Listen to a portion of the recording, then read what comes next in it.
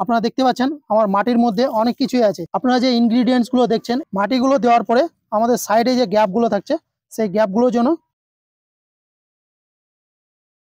আজকে সত্যি একটা ছোট্ট ভিডিওর মাধ্যমে আপনাদেরকে দেখাবো যে কত ছোট্ট পরিসরে এবং ছোট্ট জায়গাতে আপনি কিভাবে গাছ লাগাবেন।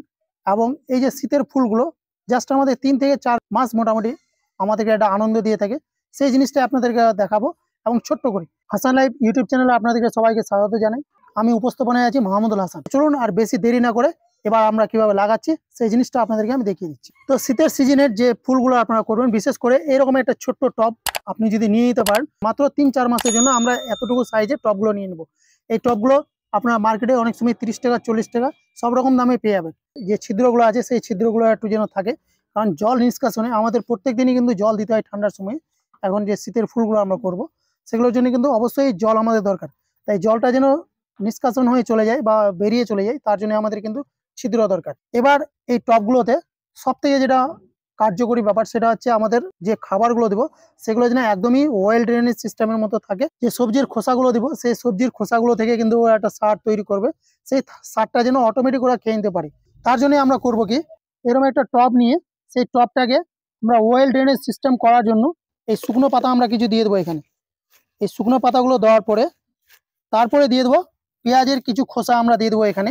এই পেঁয়াজের খোসাতে প্রচুর পরিমাণে থাকে ক্যালসিয়াম এবং ম্যাগনেসিয়াম, যা গাছের ফুলকে বেশি নিয়ে আসার জন্য যেটা কার্যকরী সেটা হচ্ছে পটাশিয়াম। তাই এই পেঁয়াজের খোসা আমরা কিছুটা দিয়ে দেবো এখানে। এই পেঁয়াজের খোসাগুলো দিয়ে দেওয়ার পরে একটু ভালো করে চেপে দেবো। এই চেপে দেওয়ার পরে আমাদের এখানে কিন্তু ড্রেনিং সিস্টেমটা কমপ্লিট হয়ে গেল। এবার যে আমাদের মেন ইনগ্রিডিয়েন্টস সেগুলো হচ্ছে আমার এই যে মাটি। আপনারা দেখতে পাচ্ছেন আমার মাটির মধ্যে অনেক কিছুই আছে।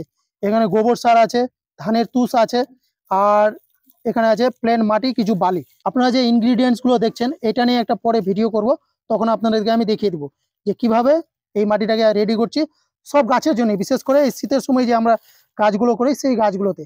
তো চলুন এই মাটিটাকে আমরা কিছুটা আগে দিয়ে দিই। কিছুটা মাটি দেওয়ার পরে এইগুলোকে আমরা ভালো করে চেপে দেবো। আর আপনারা দেখতে পাচ্ছেন কাউডাং কম্পোস্ট এখনো যে আছে তা কিন্তু বুঝতে পারছেন, এটা হচ্ছে গোবর সার। এই গোবর সার এখনকার জন্য বেশি পাতা এবং গাছটাকে সার্বিক বৃদ্ধির জন্য যে নাইট্রোজেন দরকার সেই নাইট্রোজেন কিন্তু পেয়ে যায় গোবর সার থেকে। তাই আমরা বেশি করে শীতের গাছে গোবর সার ব্যবহার করবো আমরা।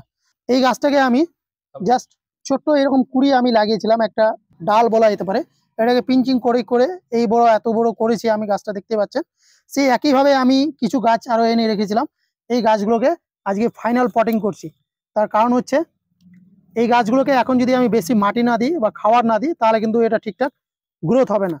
তাই আপনারা যেভাবে দেখলেন মাটিটাকে সেভাবে আপনারা মাটিটাকে তৈরি করে নেবেন। মাটিটাকে তৈরি করার পরে জাস্ট আপনারা এরকম মিডিল বরাবর গাছটাকে বসিয়ে দেবেন।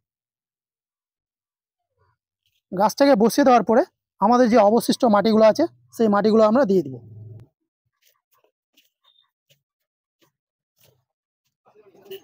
মাটিগুলো দেওয়ার পরে আমাদের সাইডে যে গ্যাপগুলো থাকছে সেই গ্যাপগুলোর জন্য এয়ার গ্যাপ না থাকে সেগুলোকে আমরা ভালো করে চেপে চেপে ভরে দেবো মাটিগুলো।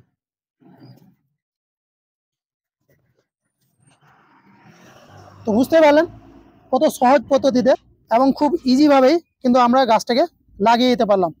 জাস্ট এটাকে পানি দিয়ে আমাদেরকে 1-2 দিন একটু সেমি সেটে রাখতে হবে।